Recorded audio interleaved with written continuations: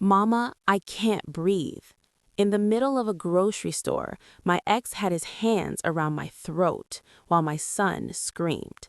Then a man in a suit stepped forward and started removing his rings. Subscribe now. This story gets darker than you think. Mama, can we get strawberry ice cream on the way out, please? Yes, sweetie. I promise. Let's get our groceries first. I never thought a mundane Saturday afternoon in the middle of a grocery store aisle would be the day I'd find myself fighting for air while my child screamed. Leo had been asking all week for his favorite cereal. Things had been tight, but I'd finally scraped together enough from my tips at the floral shop to afford a proper grocery run. I adjusted my beige blazer, feeling a rare moment of peace as Leo walked beside me, his little hand gripping mine. He pointed toward the freezer section, asking about the ice cream again. I promised him we'd go there next. That's when I saw Marcus. He wasn't supposed to be anywhere near us. The restraining order was explicitly clear. He couldn't come within 1,000 feet. But there he was, standing at the end of the aisle in his dark, scruffy hoodie, pushing past the shopping cart with that look on his face. That identical, terrifying glare he wore every time right before his temper snapped, every time he decided I needed a brutal reminder of who was in charge. Leo saw him too. The little fingers intertwined with mine went ice cold. "Mama?" Leo whimpered, his face crumpling in fear. I tried to turn us around. I tried to walk away quickly down the adjacent aisle, but Marcus was already closing the distance. Shoppers were browsing the shelves, comparing prices, completely oblivious to the nightmare about to unfold. Nobody knew what was about to happen. Nobody ever does. "Clara," his raspy voice cut through the hum of the fluorescent lights like a blade. "Don't you dare walk away from me." I kept moving, pulling Leo flush against my side, but Marcus caught up. He lunged, his rough hands shoving past my shoulder and violently clamping directly around my throat. He pinned me back, so hard my breath left me in a rush. I could smell the stale beer and unwashed anger radiating off him. "Marcus, stop!" I tried to choke out, my hands flying up to pry at his gripping fingers. "Please, not in front of Leo." "You think you can just take my kid and disappear?" Marcus hissed, leaning his scruffy face in close as his grip tightened. "Think working at some pathetic flower shop makes you better than me now? You think you can just walk away?" Leo dropped down in front of us, screaming in absolute terror, his tiny hands clasped together as he cried out for him to stop. As I gasped for air, my vision starting to blur, my panicked eyes locked onto a figure standing just a few feet down the aisle, a man in an impeccably tailored dark suit. He wasn't pulling out his phone to record. He wasn't looking away. His dark eyes were fixed on Marcus with a terrifying, absolute calm. And slowly, methodically, he began pulling the silver rings off his fingers.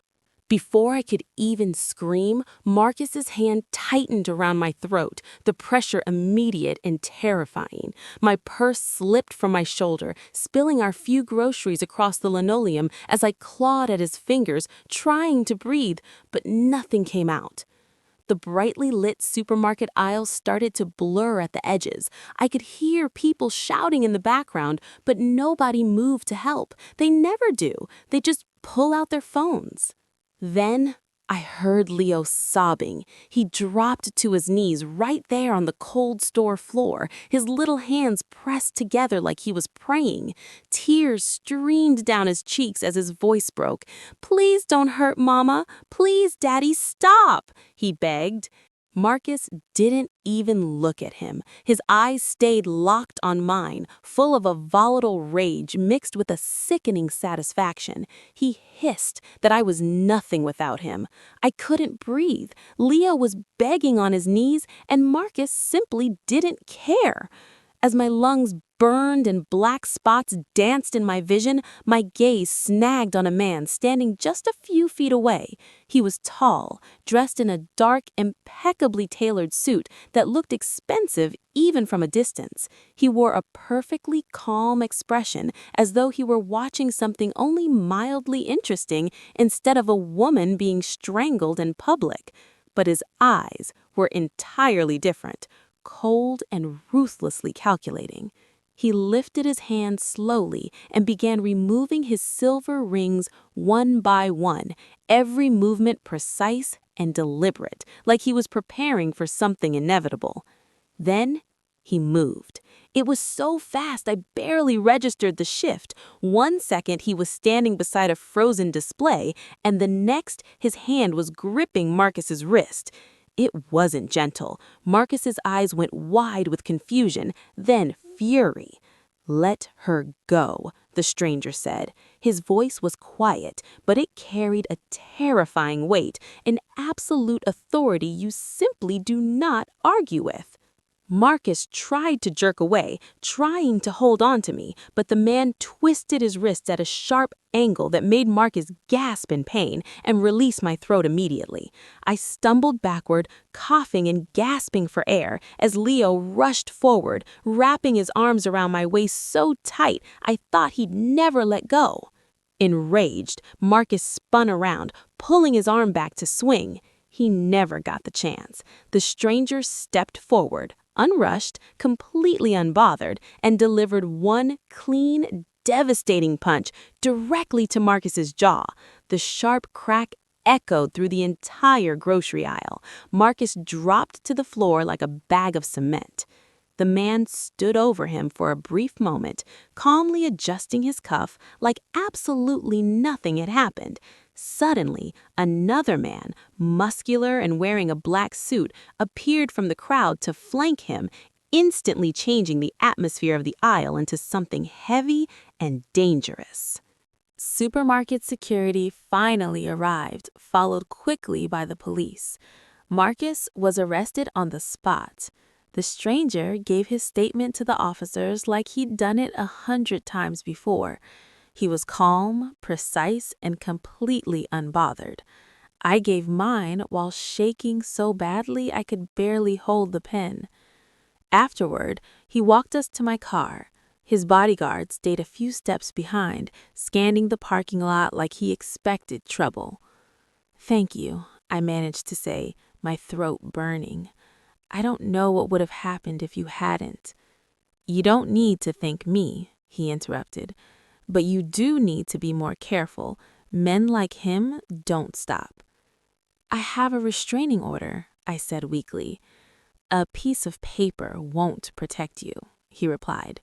He reached into his tailored jacket and pulled out a business card. "If he comes near you again, call me." I stared at the business card. It was simple, expensive looking, with just his name and a phone number. Tae-jin Kwon. Leo and I sat in the car for a long time before I could even start the engine. He crawled into my lap, something he hadn't done in months, and we just held each other. "Is Daddy going to come back?" he asked quietly. "No, baby, not anymore." I didn't know if that was true, but I wanted it to be. When we finally got back to our small apartment, my best friend Maya was already there. She took one look at the bruising on my neck and pulled me into a hug so tight I almost started crying again. I told her what had happened, that someone had helped us, and I showed her the card. Her eyes went wide. "Clara, do you know who this is?" I shook my head. She pulled out her phone and searched his name. The search results made my blood freeze. Tae-jin Kwon was listed as the owner of half a dozen luxury hotels and restaurants. But below the business profiles were darker headlines detailing suspected ties to organized crime. He was a known associate of several high-profile figures in both legitimate business and less legitimate ventures. "She's connected," Maya said carefully. "Like, seriously connected. People don't mess with him." He saved my life, I whispered. I know, I'm just saying be careful. I looked down at the heavy cardstock resting in my palm. I knew I should be terrified, but I didn't feel like I needed to be careful around him. For the first time in years, I felt safer than I had in a very long time. Tae-jin took us to an upscale, private restaurant tucked away in the city, where the staff greeted him by name and treated us like we were royalty.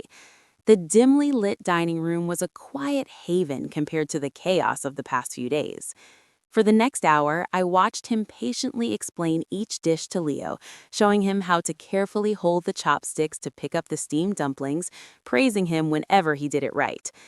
Leo was glowing, and I couldn't remember the last time I'd seen him this happy. "You're really good with him," I said quietly, watching Tae-jin's sharp expressions soften. "He's easy to be good to," he replied smoothly. After we finished eating, Leo excused himself to go wash his sticky hands, accompanied by a polite hostess. The moment my son was completely out of earshot, Tae-jin's tone shifted. "How are you really doing?" he asked. "I'm managing," I deflected, adjusting the collar of my blouse. "That's not what I asked," he pressed gently. I looked down at my porcelain plate, the facade finally cracking. "I'm terrified. Every time my phone rings or every time someone walks too close to me at the floral shop, I think it's him. I know Marcus is in jail, but I keep waiting for something else to go wrong." "It won't," Tae-jin stated. "You can't promise that," I whispered, my voice thick with residual panic. "Yes," he said, his dark eyes locking entirely onto mine. "I can." The way he said it, calm, absolute, and final, made me believe him completely. It was a heavy, terrifying kind of relief to surrender that burden to someone else. When we finally left the restaurant, Tae-jin walked us to my car and handed Leo a small gift bag. Inside was a plush toy and a brightly colored children's book. Leo hugged the toy immediately, thanking him profusely. Before I could even formulate the words to properly thank him for the evening, Tae-jin leaned in close, his voice dropping to a low murmur that made my breath catch. "If you ever need me, Clara, don't call the assistant," he instructed. "Call me directly." That Tuesday evening, I was unlocking the front door to our apartment building when someone grabbed my arm, jerking me backward. I gasped, my green eyes widening as I recognized the harsh, sneering face of Marcus's older sister, Sarah. "You think you can just put my brother in jail and get away with it?" she snarled, stepping into my space to block the entrance. "You ruined his life, Clara!" Leo, who had been holding my other hand, shrank behind my legs, his eyes wide with fear. "Mama, who is that?" he whimpered. "It's okay, sweetie," I murmured, trying to keep my voice steady as my hands began to shake violently. Sarah continued to scream, demanding that I drop the charges and threatening to take Leo away from me. I reached into my purse, my first instinct to call the police, but my fingers brushed against the heavy cardstock Tae-jin had given me. I pulled out my phone and dialed his private number instead. He answered on the second ring. "Tae-jin, I'm so sorry to bother you, but Marcus's sister has cornered us outside my apartment building and she won't let us inside." I rushed out, panic making my voice breathless. "She's screaming and threatening me, and Leah was terrified." "Get inside. Lock your door. Don't open it for anyone. I'm handling it." His voice came through the speaker, deadly calm and razor sharp. He hung up before I could even respond. I shoved past Sarah, dragging Leo inside and slamming the deadbolts shut just as she started pounding on the wood. We huddled on the living room floor. Barely 15 minutes later, the aggressive screaming abruptly stopped. I heard heavy footsteps in the hallway, followed by voices, low, calm, but undeniably firm. Then, complete silence. My phone lit up with Tae-jin's name. "It's taken care of," he stated simply. "She won't come back." "What did you do?" I breathed, staring at the locked door. I had two of my men explain that harassment violates her brother's pending plea agreement, he replied smoothly. If she or anyone else associated with him contacts you again, his sentence gets significantly longer. She understood. I sank into the cushions of the couch, completely overwhelmed by how effortlessly he had dismantled the threat. You didn't have to do that, I whispered. Yes, he said quietly. I did. That night, holding a sleeping Leo in my arms, I realized something that scared me even more than Marcus ever had. I was rapidly starting to depend on Tae-jin Kwon, and I genuinely didn't know if that was dangerous or the safest thing I'd ever done in my entire life.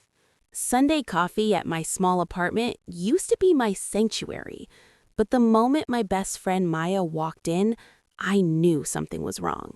She didn't even take off her coat before she sat down at the kitchen table, her expression grave. Clara, we need to talk about this man who's been helping you, she said, immediately pulling out her smartphone. She turned the screen toward me, swiping through article after article. The first few highlighted Tae-jin Kwon's immense wealth, showing photos of him in sharp suits at high-end charity events and ribbon-cutting ceremonies for luxury hotels. But as Maya kept scrolling, the headlines grew considerably darker. They detailed suspected ties to an international organized crime syndicate, alleged involvement in shadowy underground networks, and dangerous associates who were frequently questioned by authorities but mysteriously never charged. He owns a massive legitimate empire, yes, but according to these reports, he's connected to some incredibly dangerous operations, Maya warned, her voice trembling slightly. Men like Tae-jin operate in a completely different world, Clara. They don't follow the same rules we do. They trade in favors, absolute loyalty, and when that fails, they trade in violence. I saved my life, Maya, I defended quietly, glancing toward the hallway to make sure Leo was still playing safely in his room. He saved Leo. I know, and I'm deeply grateful, she sighed, reaching across the table to squeeze my hand. But getting involved with someone like that could put you both in far more danger than Marcus ever did.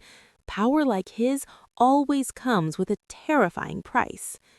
Long after Maya left and Leo was finally fast asleep, I sat alone in the dim light of my living room, the silence of the apartment pressing in on me. My hands shook slightly as I opened my Sunday coffee at my small apartment used to be my sanctuary, but the moment my best friend Maya walked in, I knew something was wrong. She didn't even take off her coat before she sat down at the kitchen table, her expression grave. Clara, we need to talk about this man who's been helping you, she said, immediately pulling out her smartphone. She turned the screen toward me, swiping through article after article. The first few highlighted Tae-jin Kwon's immense wealth, showing photos of him in sharp suits at high-end charity events and ribbon-cutting ceremonies for luxury hotels. But as Maya kept scrolling, the headlines grew considerably darker. They detailed suspected ties to an international organized crime syndicate, alleged involvement in shadowy underground networks, and dangerous associates who were frequently questioned by authorities but mysteriously never charged. He owns a massive legitimate empire, yes, but according to these reports, he's connected to some incredibly dangerous operations, Maya warned, her voice trembling slightly. Men like Tae-jin operate in a completely different world, Clara. They don't follow the same rules we do. They trade in favors, absolute loyalty, and when that fails, they trade in violence. I saved my life, Maya, I defended quietly, glancing toward the hallway to make sure Leo was still playing safely in his room. He saved Leo. I know, and I'm deeply grateful, she sighed, reaching across the table to squeeze my hand. But getting involved with someone like that could put you both in far more danger than Marcus ever did. Power like his always comes with a terrifying price. Long after Maya left and Leo was finally fast asleep, I sat alone in the dim light of my living room, the silence of the apartment pressing in on me. My hands shook slightly as I opened my laptop and Googled Tae-jin's name myself. I found the exact same terrifying articles Maya had shown me, the business success, the charities, and the rumored ruthless connections to dangerous people. But as I dug deeper into the search pages, I found something else entirely. It was a brief, archived local news article from several years ago detailing a horrific car accident. A drunk driver had run a red light, instantly killing a young woman and her small child. The woman was identified as Tae-jin's wife, his young son. I stared at the glowing screen, my chest tightening until it physically ached. The terrifying Mafia boss who had ruthlessly dismantled my abuser and promised to keep us safe had lost his own family. He had lost his wife and his child, and now he was fiercely protecting me and Leo. The next morning, my phone buzzed with a text from Tae-jin asking if Leo and I were free for the weekend. Saturday came faster than I expected, and he drove us to a stunning, private botanical garden that I hadn't even known existed. Exotic flowers bloomed everywhere, and Leo immediately ran toward a small stone koi pond. Tae-jin told him to go ahead and play as long as he stayed where we could see him. We sat down on a wrought iron bench overlooking the water. For a few minutes, neither of us spoke. I watched Leo chase a butterfly while Tae-jin watched me. "You have questions," Tae-jin said finally. "Yeah, I do," I admitted, taking a deep breath. "Why are you doing this? Helping us? Protecting us? What do you get out of it?" He was quiet for a long time, the usual sharp edge in his demeanor softening into something sadder. When he finally spoke, his voice was hollow. "I had a son once, and a wife," he said. "They died in a car accident. A drunk driver ran a red light." My throat tightened instantly. "I'm so sorry." "I wasn't there when it happened," he continued, staring blankly out at the pond. "I was at a business meeting. I spent the years since trying to figure out what I'm supposed to do with all this power I have and no one left to protect." He turned to look at me, the intensity in his dark eyes overwhelming. And then I saw Leo on his knees begging for his mother's life. And I saw you fighting to breathe while people just stood there and watched. And I thought, not again. Without overthinking it, I reached across the small space between us and placed my hand gently over his. He looked down at our hands, then slowly brought his eyes back to mine. For the first time since I met him, I saw genuine vulnerability beneath his terrifying control. "I don't expect anything from you, Clara," he murmured, his voice rough. "But I've decided I'm going to protect you and Leo, because you deserve safety, and because I can give it to you." My heart pounded against my ribs as I didn't know what to say. Before I could figure it out, Leo came running back holding a fallen flower he had picked. As Tae-jin smiled and asked Leo if he wanted to visit a children's museum next weekend, I realized I wasn't just safe, I felt an overwhelming sense of hope for the future. It was a quiet Tuesday afternoon at the floral boutique when my phone vibrated on the counter with a message from an unknown number. I almost ignored it, having grown accustomed to blocking strange calls from Marcus's associates, but a creeping sense of dread forced me to open the text. The image loaded slowly, and the air instantly left my lungs. It was a photograph of Leo, wearing his new light-up boots, playing on the monkey bars at his kindergarten playground. It had been taken that very day. Below the image was a single, chilling line. "You think he can protect you forever?" My hands shook violently as I immediately dialed Tae-jin's private number. He answered on the first ring. "Tae-jin," I choked out, a sob tearing at my throat. "Someone just sent me a picture of Leo from today at his school playground. They're watching him." "Forward me the message right now," he commanded, his voice dropping into a register of deadly, absolute calm. I fumbled with the screen, sending it through. Stay exactly where you are. I am sending a car to your shop. Do not leave until my men arrive. What about Leo? He's still at school. I panicked, pacing behind the counter.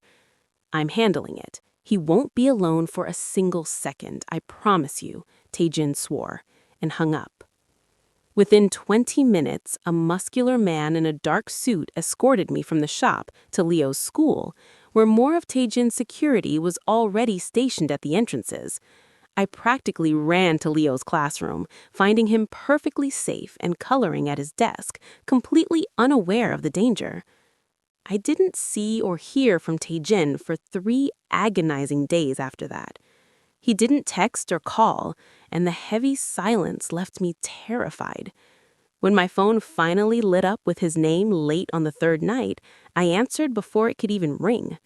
He asked to come over, his voice sounding hollow and exhausted. When I opened my apartment door, Tae-jin stepped inside, looking worn. He was still impeccably dressed, but the usual sharp command in his posture was heavy with a dark, terrifying shadow.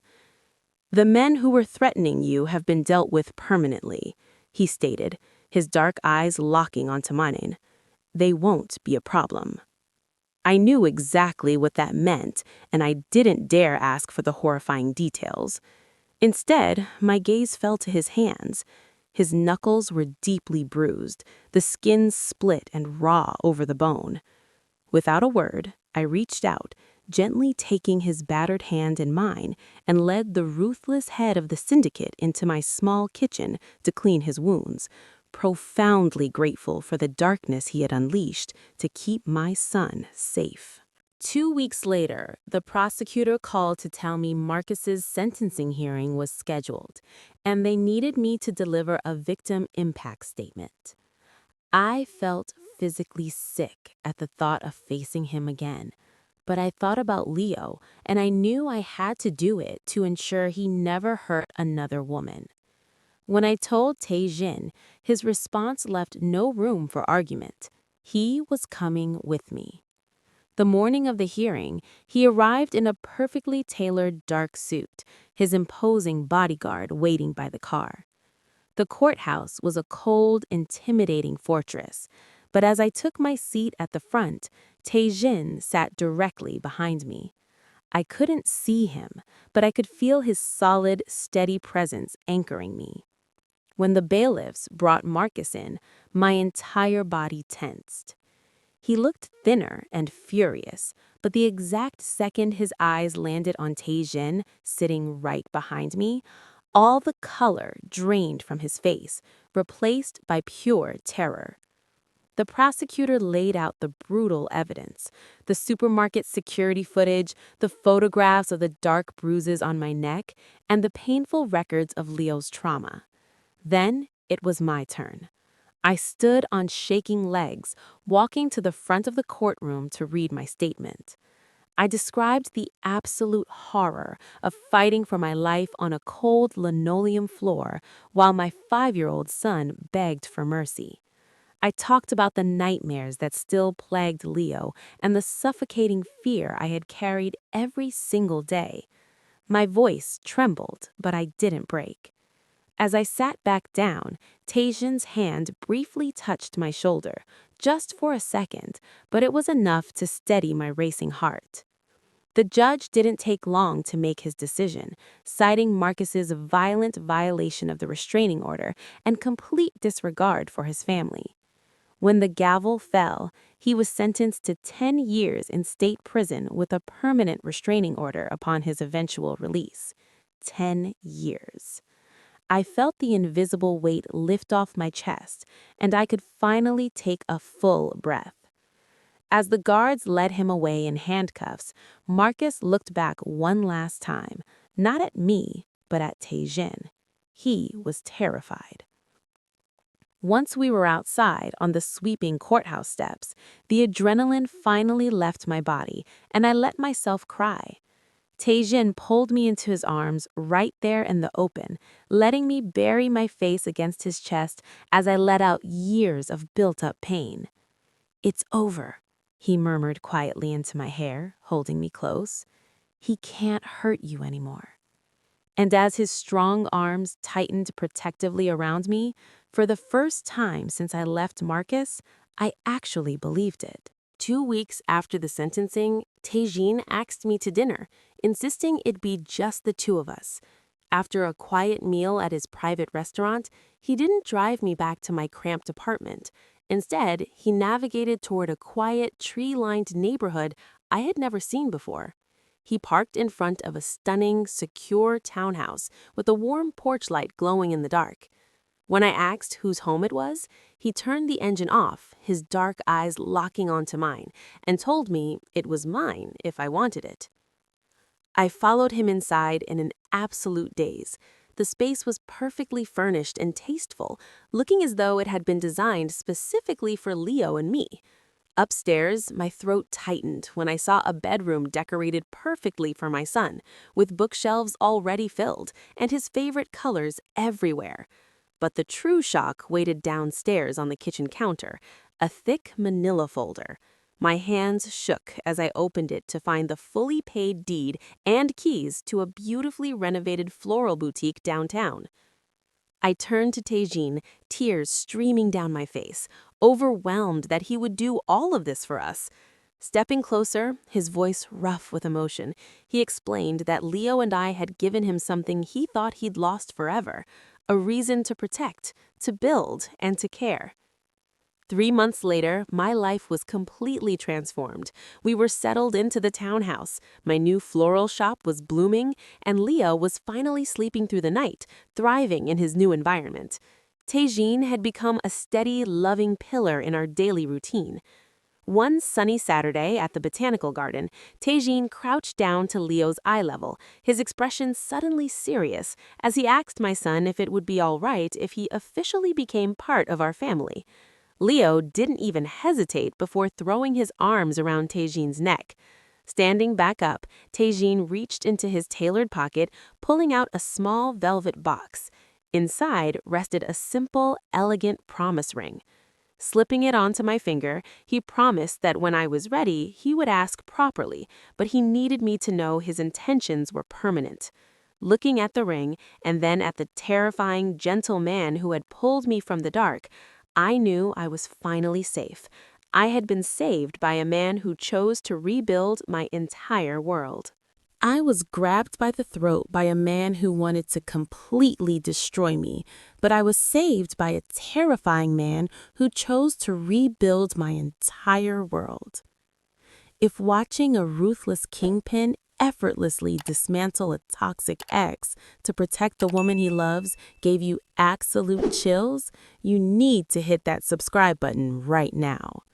Drop a comment below telling me which of Tae-jin's dangerously protective moments made your heart stop. If you crave insanely satisfying stories about women who survived the absolute worst, only to be claimed by powerful men who treat them like queens and give them the fierce love they actually deserve, you cannot afford to miss what I'm posting next. Hit subscribe, turn on those notifications so you never miss a story, and I'll see you in the next one.